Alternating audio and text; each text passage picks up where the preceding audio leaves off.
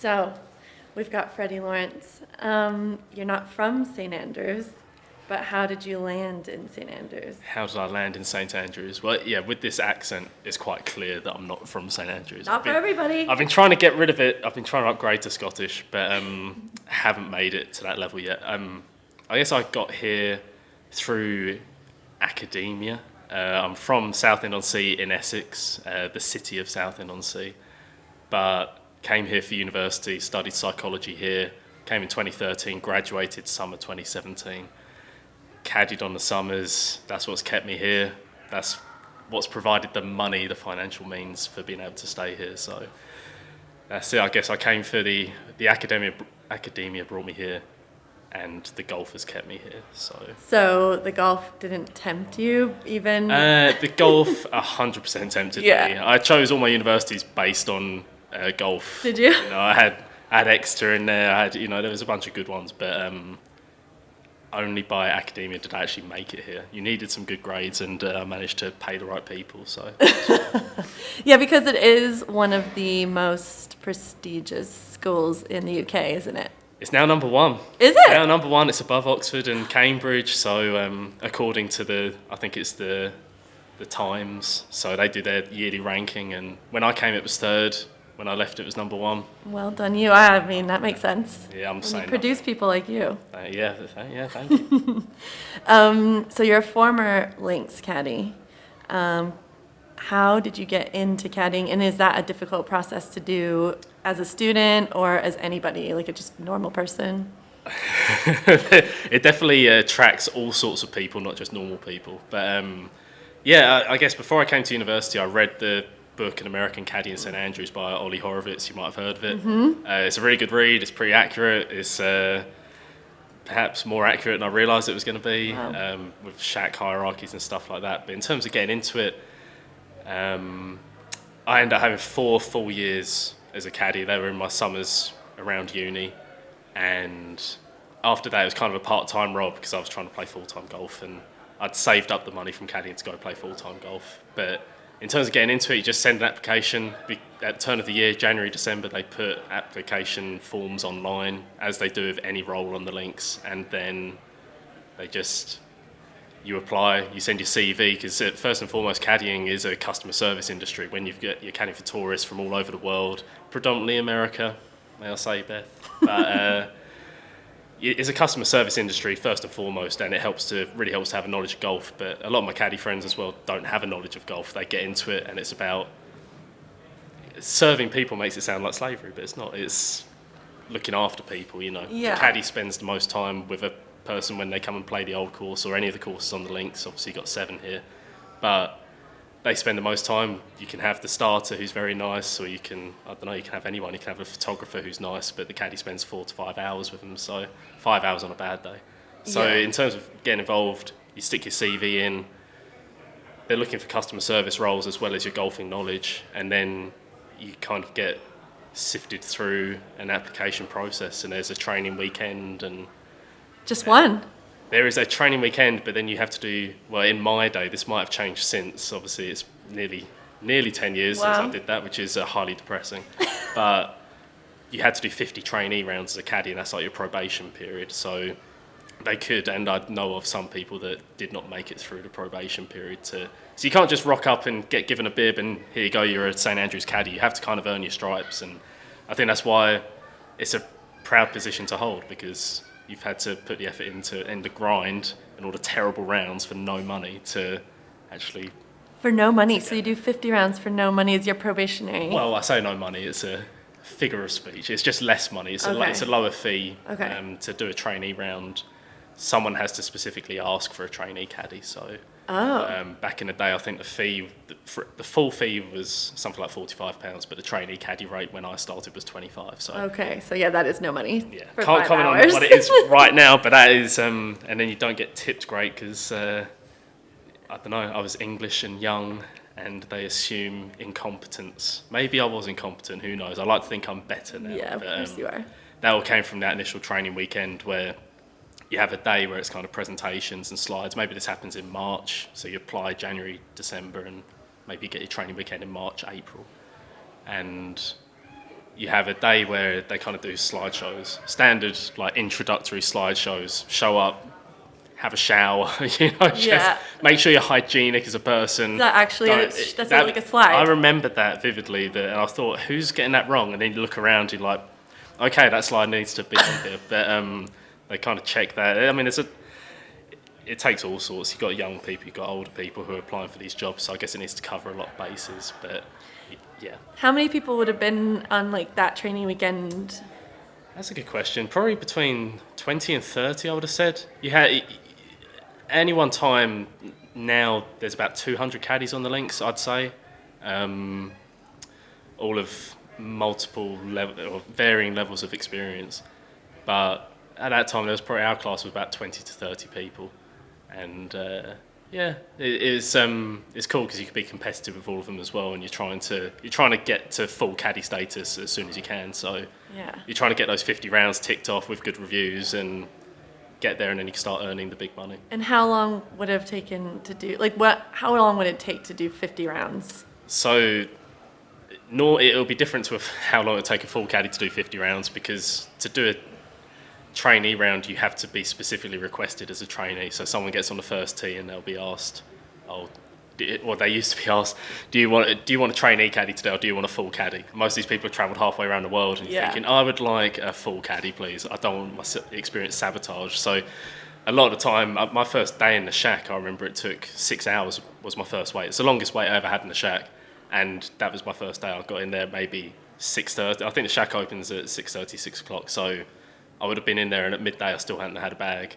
And you were thinking, oh my God, what have I got myself into? So I think I started just after exams in that May 2014 season, and I've got a book with all my records. I should have brought it really, because I've got like person, place, the money I was paid. Wow. I have to get it for you. But I've got a record of exactly when I graduated. I did 52 trainee rounds, and I think it could have been mid to end of July that I actually graduated. That seems kind of quick though, right? Relatively, or not? Yeah, I think it's more of a mental grind probably. In the scheme of life, I guess it's quick.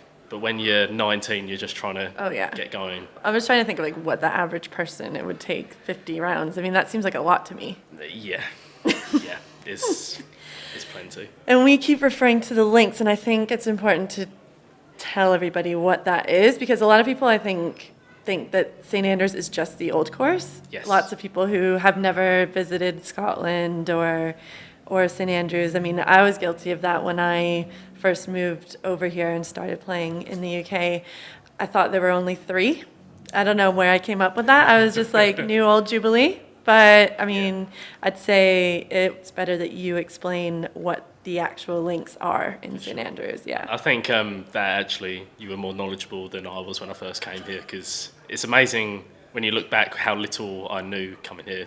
I was one of those people who would call the old course just St. Andrews. They're playing at St. Andrews this week, and that's a pet peeve of mine when people say, oh yeah, no, the Open's at St. Andrews. You like the old course at St. Andrews. So many people are saying that right now, though. It's really frustrating. There's a lot of frustrating things, but you know more than most. But there are 7 courses at the links. You've got the old course, the tried and tested, the only course that was here for a while until they built the new course. Well, old Tom 1895. Then they built the new course, and then they thought, well, what do we call the original one? We'll call it. Well, this one's the new, so that's the old. That's how that comes about. And then 2 years later, they had the Jubilee, 1897. And then that one's an interesting one, because the current layout of the Jubilee, I don't know how much you've played. Obviously, you've played it enough to know what we're talking about. But they've completely reconfigured that layout over the years to make it into a championship course, because it started off as it was a course for the ladies and kids to play on, to kind of learn the craft, I suppose. Wow. I know, we've gone through crazy times. And now that has just morphed into probably what most people would describe as the hardest course in the links. I think so. But ultimately, it's the only course which just has one fairway on each hole for the most part. Because when you look at the old and the new, it's a lot of shared fairways. Yeah. So obviously a lot of double greens on the old, just one double green on the new. Actually, there's a double green in the Jubilee as well, but generally Jubilee, not much room to work with. Then you've got the Eden, shorter par 70 layout, and even that's changed a lot over the years, because it used to be behind the Old Course Hotel was the first tee. I mean, that's way before my time, because I think The driving range was built something like 93, 94. I was born in 94, Beth. Good for you. Just to let you know. But so before the driving range was built and the whole academy set up, the Eden was started behind the Old Course Hotel and then went out. And everyone, all the locals, if you hear them, they will slate the extra holes that got put in on the Eden, as you know very well, like the 13, 14, 15, the holes around the water which shouldn't be there, like a little pond. So random. Yeah, not great. That's the Eden. I quite like the first 8 holes on the Eden. I think Are great. Excellent. Yeah. I love it. Small greens, raised greens, runoff areas, out of bounds everywhere. The estuary, it's just a beautiful layout. Strath Tyreham course. I don't know if there's loads to say about the Strath. I think that was built at the same time, 93, 94, as the academy. You've got the Balgrove course, which is a 9-holer. I guess good. we say, that's the thing, we say, oh, there's 7 golf courses here, but one of them is a 9-hole kind of training course, but it's great for practice. It's just, it's not the old new Jew, it's not a championship layout, you know. It might be for the wee wonders or some. Yeah, I think every place deserves a 9-hole course, though. I think for sure. They're great, and I especially love the Balgrove. I've spent a lot of time out there, actually. Yeah. Especially when I've been seeing going around the Open all the practice days so far. They've had the R&A have got all the big electronic boards up with all the different messages, the rules and everything, but they've got one of these messages which is saying the short forms of the game, right? You go to the driving range and it's maybe a half-hour trip or a 40-minute trip, and they're definitely pushing 9-hole golf a lot more. And if you've got a Balgrove, which is a tailor-made 9-hole golf course for people of all abilities, then that just makes so much sense to have that here. I don't know the history of the Balgrove course at all, because I'm ignorant, apparently. So. Not really. And then, of course, you've got the one that's up the road, Castle Course, the most recently built, 2008. What are your opinions on the Castle Course? Well, I was just going to say, did you want a secret? I've never played it. You've never played No. the Castle? We need to change that. Oh my I God. know. It's great for Instagram. Okay, got it. So I caddied there. That's why I'm surprised you haven't played, because I caddied their ladies qualifying 2017. Didn't have to qualify. I guess it was 16 that you won the. Oh, I forgot I'm in the presence of greatness. Didn't have to qualify. That is disgusting. Well, we tried to qualify. I caddied for Dulcie. That's right, yeah. So we had a crack at the castle. And the caddies were really excited because the castle's tough to caddy on because the greens are mental. That's what I heard. Really mental. It gets really windy. Dave McClay Kid Design. He's done Bandon Dunes. So if you know Bandon Dunes, I think it's maybe Pacific Dunes is his one. I'm not sure. Okay, yeah. The American viewers and listeners will know better than me. Yeah. But he did the first course at Bandon Dunes with his father, I think, and he got commissioned to do this course up at the Castle course, and it's been softened over the years, but I think we're all excited to see what carnage would unfold at the ladies qualifying. You had Paula Creamer there and Dame Laura and us, and it was exciting, and they put every pin as like a funnel pin. They put the tees right at the front. Did they? And I think 2 under was the number that got in. I forget how many spots, maybe between 15 and 20. There was a playoff. We were with Vicky Lang that day. And she got through, yeah. She got in. She bogeyed the last and then got in the playoff, which was kind of sick as well. But so that's the Castle course. It's like it's had its opportunity. I'm sure it will build into something more. But it gives you something completely different. It's a cliff top golf course. Whereas here, we're down on the links. And So when people say there's 7 courses on the links, those are the 7 courses. When you get your links ticket, as a resident, you pay a yearly fee to get the golf. That is what you're paying for. That was going to be my next question, because we're talking about that. Tell me more about the links ticket, the golden links ticket. How do you get one? Golden links ticket. Yeah. Okay. I won't go into specifics because I don't know specifics on my situation. But if you are a resident of St Andrews, if you live in the correct postcode, Which is small. which is a small place, it includes students. If you come here as a student, which I guess is a big perk if you know your golf. If you're a resident of St Andrews, you're entitled to your links ticket. You're entitled to golf on the links. So this year the fee went up significantly in terms of percentage, and it was not received very well. We won't go into that massively. No. I'm on the committee at the new golf club St Andrews, so we're aware of the situations and the unrest that some of our members may have had regarding that. But it's still a very cheap rate, and you pay it once a year. You get your ticket. I might have it on me. But and you get to go play. How much is it? Am I allowed to say? Yeah. I guess it's public knowledge, This year it's gone up to £340 To play 7 golf courses all year round. to have access to 7 golf courses all year round. Yeah, and then, but the tricky part is the tee times, right? Yep, there's a lot of demand.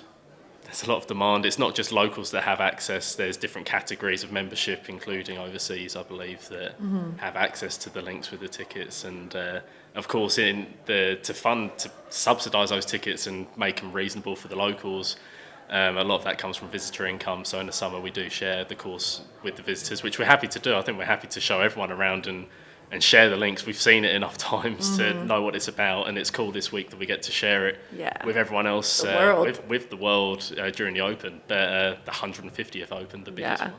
But the links ticket, I'm proud to have it, and once you stay here for a certain amount of time, and I'd miss quite if I said the right number, but once you stay here for the right amount of time, out with being a student, you then get it for life, essentially. Even if you move away? Yeah, so even if I moved away now, I'd still having lived here as a local for plenty of time. So they're good to their local residents. Yeah, very good. Thank you, St Andrews Links, for making that the case. Okay, you mentioned you kept a book of all of your loops, I suppose. Yes. How many times? Okay, first, how many loops have you done? Oh, you're going to test me now. It's over 400. Okay. On the St Andrews Links courses. 400. Obviously now I'm at Dumbarton Links. Yes, so of course. And when did you start there? I started there this year. Yeah, because the guy who hired me down here, Rob Thorpe, who was the caddy manager at the time, he is now the caddy manager at Dumbarton, so went to work with him. Okay, that's cool. And what is your favorite part about caddying? What's my favourite part about caddying? I think the thing that hooks people into the type of caddying that we do is the variety of it. That every day you get out of bed, you show up, and it will be a different person and different stories, different place in the world, different level of golf, different personality.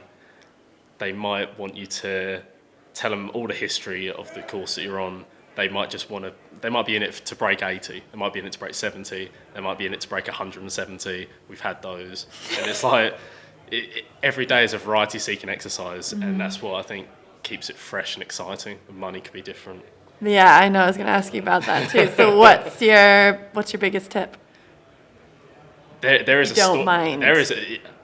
I'll disclose it to you, Beth. Thank you. There's actually a story to go if you've got time for it. So the day of my biggest tip was on the FA Cup final day 2016.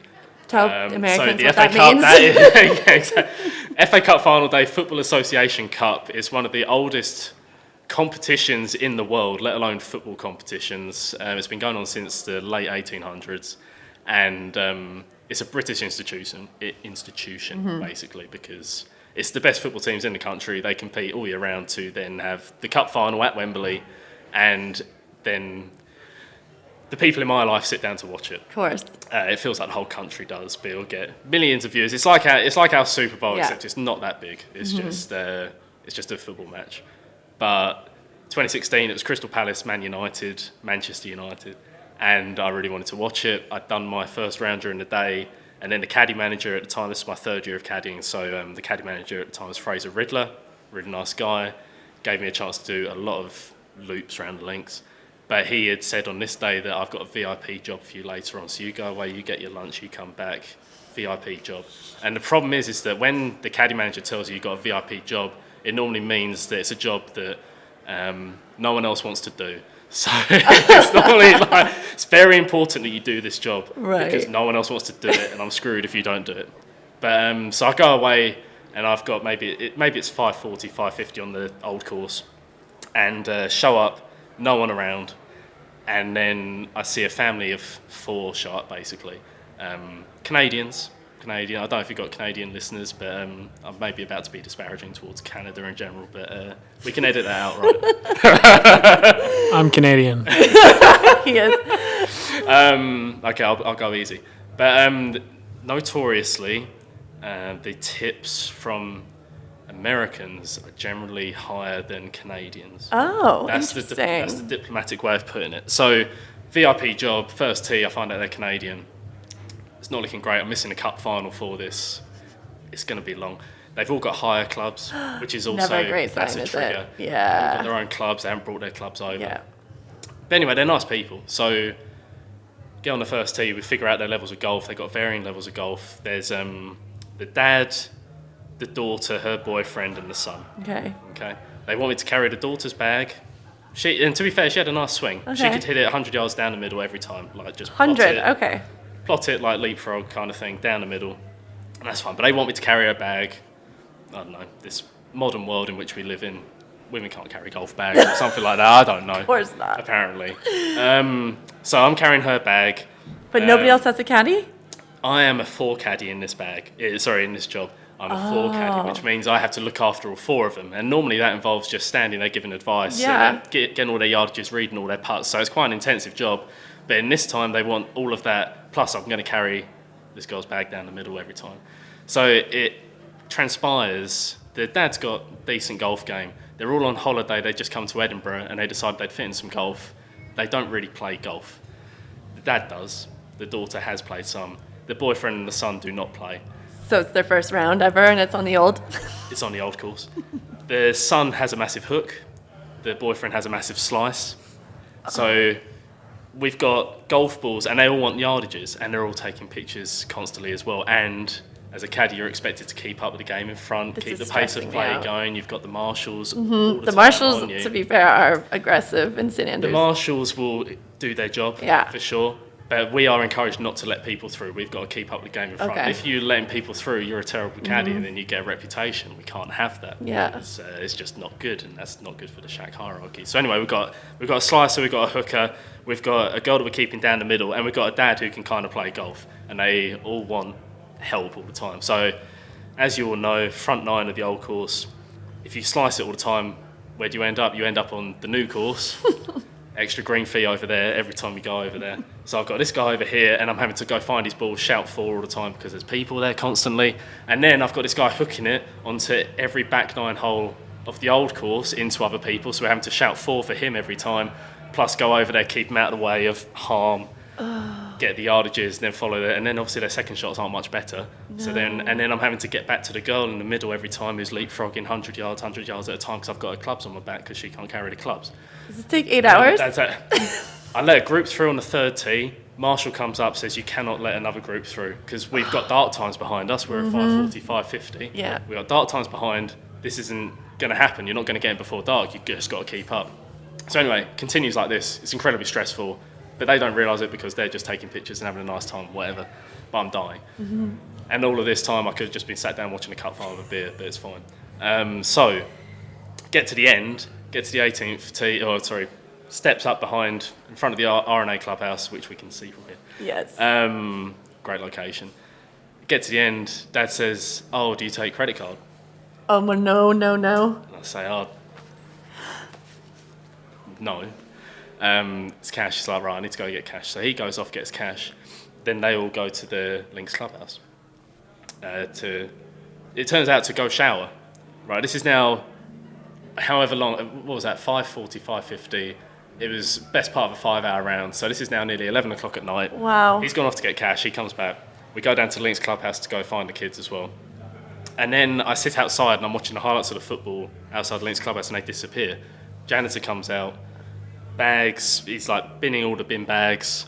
And I say, "Are there people in there?" He says, "Yeah, no, I think the kids are having a shower, so they're going to come out soon, I guess," and the lights are going off. I'm thinking, are these people going to do a runner on me? After all of that stress that they've just caused me. No. And I've had to run around for all of them doing a job of 4 caddies, well, doing a job of like 40 caddies.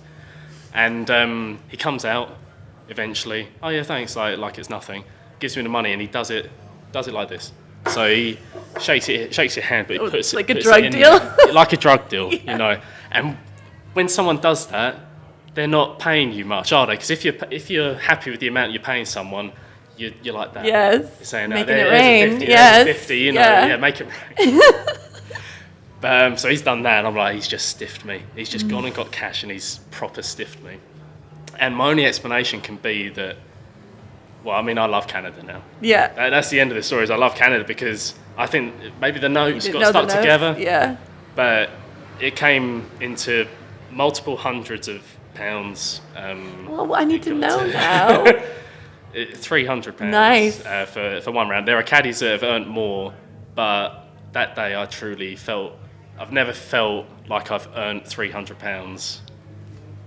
That came. But you really did.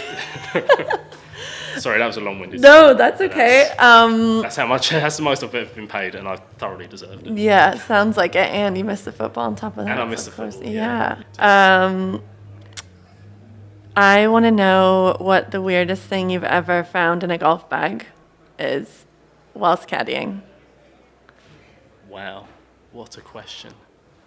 I'm gonna have to think about that. Or have you ever had extraordinarily heavy golf bags? I'll tell you the weird thing, but it may be standard to some people, and I'm just not used to Yeah. it at all. Where my first ever time caddying in the town match. You ever played the town match? I haven't, but I mean, Right. Well, welcome. tell us. So the town match is the RNA versus the local clubs. The local clubs all join forces. It's a whole day of foursomes matches on basically, I think it's the Strathtyrum course, the new course, Jubilee, old. They might use all of them if there's enough demand for it. It's a big seshy day. Yeah. You know, some people are playing 2 matches in a day, playing 36 holes, and they'll play foursomes, then they'll go into RNA for lunch if they're invited, or they'll go to one of the local clubs for lunch if they're invited, and have a lovely lunch, Maybe some wine. maybe some wine, who knows, maybe some kummel. Yo. If we're going don't wild, talk about it. if we're going wild. It's a social match. It brings all the clubs together in the town. People playing it who work in the RNA now as well. The ladies' clubs are involved as well, obviously. So it's a big social event. And the scores at the end of the day, they announce them on the steps of the RNA. Martin Slumbers comes out, announces it. It's like champion. So Jubilee, good. You know, it's a big day. But so my first time caddying, that was on the Jubilee. Caddy for a friend from the new club, and his opponent from the RNA had it looked like an innocuous golf club. When you screw the head off it, and then it had a big straw that came out, and it was filled with a cocktail of some sorts. So it was like a beer bong for a golf, like Yeah, but kind of. disguised It was as like a a golf cocktail bong. bong. Wow. But it was disguised as a 3-wood. So he kind of got this straw, and then they were kind of drinking from the straw like that, and then they could pour it out as well because Yeah. it was in the base of the club. That's like the weirdest thing I've ever seen out of a club, just because it shocked me. But My I wonder niece actually got me one of those for Christmas like Is 5 that right? Yeah. years So ago. it's actually. There you go. I mean, I don't use it, but I feel like maybe I should. It's not currently in the UK, but yeah, I'd never seen anything like it before. I got it for Christmas, but I cannot believe somebody took it out there. That's brilliant. Yeah, I think they're probably in regular use, and I'm just an innocent English boy. I don't think they are. I really don't. Do you ever get like ridiculously heavy bags? Yes, and that's the thing. When I was caddying full time during those uni summers, I had true back trouble, you know. And down the St Andrews links for sure, you are heavily encouraged to carry the bag. If you have to take a trolley, again, that's a hit to your. You can't take a to your trolley, social can you? status. You Yeah. can't, like, people will judge you. Maybe if you're a senior caddy and you're doing one a day and you've kind of earned your respect, people will understand. But if you're in your early 20s trying to earn your stripes, you need to carry the bags. There was one time, actually, this was in the third year when our new caddy manager, Fraser, took the job. It was quite funny where we're all trying to impress him and put in the rounds, and, you know, we get down there, me and my friend Lewis, 2 big looking bags, and we just say straight away, right, we need trolleys for these. So we go get trolleys. Fraser comes out, he goes and lifts Lewis's bag, says, if I can lift it, you're carrying that. You're 21 years old, you know, who do you think you are? And then he came to lift mine up, couldn't get off the ground. He said, you can have a trolley. Oh, really? And I got a trolley that day. So that's probably the heaviest bag I've ever been in possession of, but I didn't actually have to carry it, so Oh, it wow. was okay. Yeah. I mean, because you don't want to mess up your back because you play quite a lot yourself. I try to. No one knows how I find the time amongst all of this, but yeah, I try to. And you attempted to qualify this year, right? I did try and qualify. It's my 3rd time doing open qualifying, so we were at Panmure, just up the road next to Carnoustie, made famous by Ben Hogan when he went there in 1950, I think. So he won the Open at Carnoustie, but Panmure was where he practiced. So I think the story was everyone said, oh, you know, you've got to come to the UK, play the British Open to win. And he didn't really know. He must have known what all the fuss was about because he ended up coming over. He won the British Open. He said, "Okay, there you go, I've done it," and then never came back. But Pamir was where he like practiced. But Yeah, that's where I qualified for Carnoustie actually in that right? 2011. I love that place. It's a great it's a course. great golf course.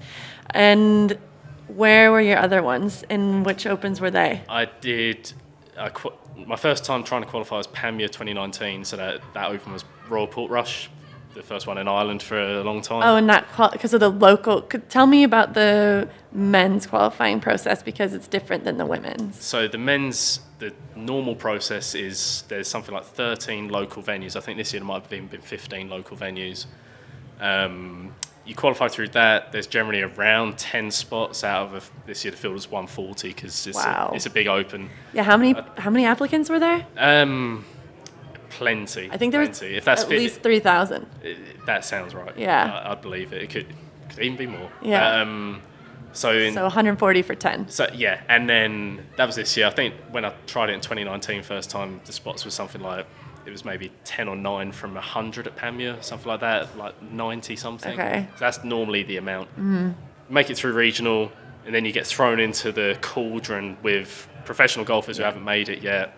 You know, the rich and famous. And then you get to final qualifying. There's 4 venues with all these greater players. This year there were 4 spots available at each of the 4 venues. Normally there's been 3 spots available at each of the venues. So 16 of these players out here final qualified this week. 16. And it's cool. It gives everyone a chance. Well, I think that's the beauty of an open. Yeah. You know, there's only 2 events a year that you can do that. US Open. Yeah. When you qualified at Pamir, what was that the first time you tried to qualify? Yes. Or? So that was my second full year on the Ladies European Tour, and I hadn't tried the previous years. And I'd been spending lots of time in Scotland, so I thought, you know what, I'll go for it. And I got through in a playoff, and I had a local caddy named Charlie. Shout out to Charlie. Shout out Charlie. And we finished 21st. Which was crazy. That's so sick. Yeah, no, it was amazing because, you know, I think a lot of things that people don't consider when you are a professional golfer and then also qualifying for an event is when you get into something like this last minute, finding accommodation and everything else is insane, especially here in this area because there's not a lot of that going around. So when I stayed at a B&B that I could, and I don't drive, as everybody knows. I stay at a B&B, and I was able to walk every day, which was great. Yeah. But it was such a whirlwind, qualified on the Monday of the event. So the men get a bit more time to prepare, so you qualify well in advance. Yeah. So it's I the same qualified. this year, right? Yeah. Yeah. So the Monday of event every time, and then you're just like, okay, where am I going to stay? Then you find a place to stay, and then you play a major and just see what happens. But it actually worked out, I think, in my advantage because I didn't have time to think. I just went with it, and it was like the first time I played real links, and it was wild, but What was awesome. the playoff? How many spots? I think it was quite a few, so it was like 7 for 5. So yeah, I birdied the first one, and I said, see ya. That's so good. So enough about me. Tell me something that nobody knows about the Old Course or St. Andrews. Either one, whatever you think. Old Course or St. Andrews? I'll throw this one at you now because I just looked this up this morning. Okay. It's been irritating me how people have been slating the Old Course recently for how easy it is for the I scoring. I don't know if you have a hot take on that, but do you know how many times the cut for the Open has been under par this century?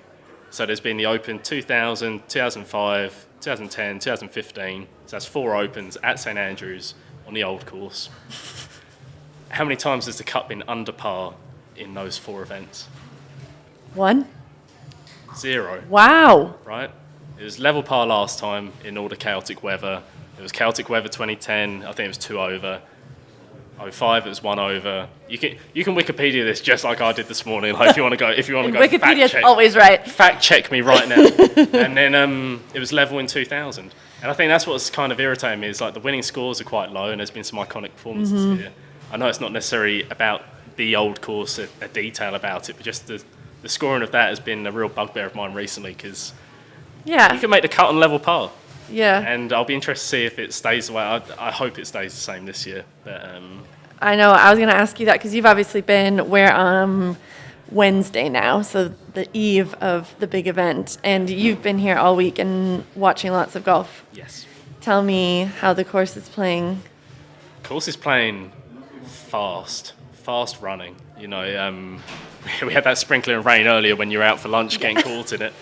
But it's dry. It's not as dry as 2018, that summer when the Open was at Carnoustie and it was completely baked out. But they've really, the greens are fine. They're not close to losing the greens or anything like that. But the fairways are baked out, so it's chasing. I know people are saying that's why Tiger's got a chance this week because he can get his iron. Let me tell you, Monday in that Champions event, Tiger drove it through the green on 18. Like this week, it's straight downwind, maybe just off the right on 18. And we were saying, I think Rory McIlroy hit it to front left of the green. We were just in the grandstand on 1 watching. Georgia Hall hit it 30 yards short of the green. And me and my dad are there. My dad's up for the week watching. And we said, right, where's Tiger going to go? Somewhere in between those, whatever. Tiger just like flies Georgia Hall straight through the back of the green. And we thought, well, he's still kind of got it. Yeah, I'd say so. It's just walking in between. But it's playing fast. It's chasing out. It's just pins, right? Because they're going to have wedges in for basically the first 12 holes. And if they can bomb it, maybe even some of the ones coming in. I think the wind's going to be vaguely similar. So it's basically a cross. It might interchange whether it's going to be helping on the front or like hurting. But they're going to have wedges, but the R&A aren't stupid. They're going to stick some flags. And if you hit a really precise shot, you'll make your birdie. And if you don't, then you won't. Yeah. We were there on 7 today. We sat in the grandstand behind there. Pin was middle of the green, right? Just middle of the green. Wind was for them for the approach, like straight. It was straight across, maybe a touch of help, and none of them could get it to stop close to the hole. They were pitching it short left to right? and maybe spin it. Yeah, like it was left to right and slightly down. And they were having to land it kind of one bounce, but the first bounce was so big. And then the spin they could get, but then the pin was on a bit of a slope, and it was just maybe they'd stick it to 12 foot, and you're not. No. What is it, 50% from 8 feet? So you're not making all those 12-footers. No. It might look straightforward on TV, especially when you get it like flattened out on the cameras. But I just think they're going to have wedges, but they kind of need wedges with where they're going to stick some of these pins. Yeah. There's a lot of chatter about green speed. They're saying they're relatively slow. I think compared to any tour venue, they're going to be slow, right? It's a links. I don't know what Renaissance was like last week for Scottish Open. I've heard, I know it was playing tough last week at Scottish Open as well, wasn't it? I forget the winning score, maybe 7 under. Right? It was quite long. Yeah. And not firm. And not firm. So, I don't know. I don't know about the green speeds because I haven't been down on the greens. But generally how they have them here, the wind is going to be moderate. That's the forecast I've seen between 15, maybe gusting 20. Like it's going to be there the whole week, and they can't have the greens like PGA Tour level because it's just never going to handle it. So you'd never be able to putt. The balls would be oscillating constantly. So the greens might be slow, but if you let that get in your head, then you're not going to be champion golf for the year, right? So go figure. Yeah. So who's your pick? That is the question, isn't it? We're going to figure it out tonight. We've been surveying everything. I'm probably going to put my money on about 20 different players at this rate from what we've been seeing. Who have we been liking the look of? We're loving Zalatoris right now. Zalatoris is looking sick. What a flusher. This is the most popular answer in the world. Yeah. Is that right? Yes. Well, add it to the list. Yep. Loving Zalatoris. My rogue, and then I've got a bunch of rogue picks, which I'm not going to make money on, but kind of for top 10s, like we're looking at trying to make some. I like Sam Bairstow, the amateur. Yeah. He was playing Europeans at Royal St. George's last week, so he's had all the links practice in the world. And the amateur at Lytham. British amateur at Lytham getting to the final there, losing to Aldrich. Yeah, like top boy, seen him everywhere this week. He's great. He's making the most of it, hitting all the balls. Yep. Lots of practice with Adam Scott as well, so that he's not going to be one of my picks. But Sam Bairstow, I think he's done well here in the Links Trophy in the past as well. I think he did all right here this year. I don't know, and you look at last time, amateurs did all right. Paul Dunn was leading that's right. 4 holes. I think Niebrugge got the top amateur. Ashley Chesters did well last time. So amateurs can do well. I know, here. that's why I love this event. That happens often. And they're priced so well. Yeah, of course. If only I had money to bet. But who else are we looking at? And I like the people with who are trying to do something with their ball flight. So Neiman. We've watched a lot of Answer this week. Abraham Answer's really got a ball flight. Like basically all the guys who are going to live. Really, they have got some flight. I know Matsuyama? No opinion on Matsuyama. Haven't really seen much of him. Watched a lot of Phil. I know you love a bit of Phil. I do. We were out with him Saturday. Actually, that's a story. We went out there. This was before the ropes came up, so you could just kind of walk the course, and no one was really practicing because Scottish Open was happening, and no one was getting here that early. But we found Phil on the 13th green, and we thought, right, here we go. We'll go stand on 14th tee. We'll watch him come through. And went, no word of a lie. We stood there for an hour. Me and my dad behind the 14th tee, and he was going across the green, across the green, across the green. Must be doing some pace drills or something. Okay. Just across the 13th green. Some people came up, 2 or 3 groups came up. He just waved them through, stayed doing his pace drill, and then after an hour, left. We didn't even get to see him hit a driver. But that was really impressive. He was out there doing his work. Yeah. He was out there again Sunday. We followed him. And the latest odds I saw, Phil's 200 to 1. 200. That's what I saw, and I know he hasn't been playing loads, but he's a champion golfer of the year, 2013. I'm watching him tee off tomorrow. He's early as well, isn't he? At 7:30. I think we'll be out there as well. Maybe we'll go watch him together. Yeah, please. But I might stick a cheeky pound on Phil. Why not? 1 for 200? Yes. Yeah. There's a lot of players I'm backing this week. Fair enough. Well, thank you so much, Freddie. That was amazing. Lots of intel. Beth, thanks for having me. I'm sorry that I talk too much. No, you didn't. Great. Thank you. Good?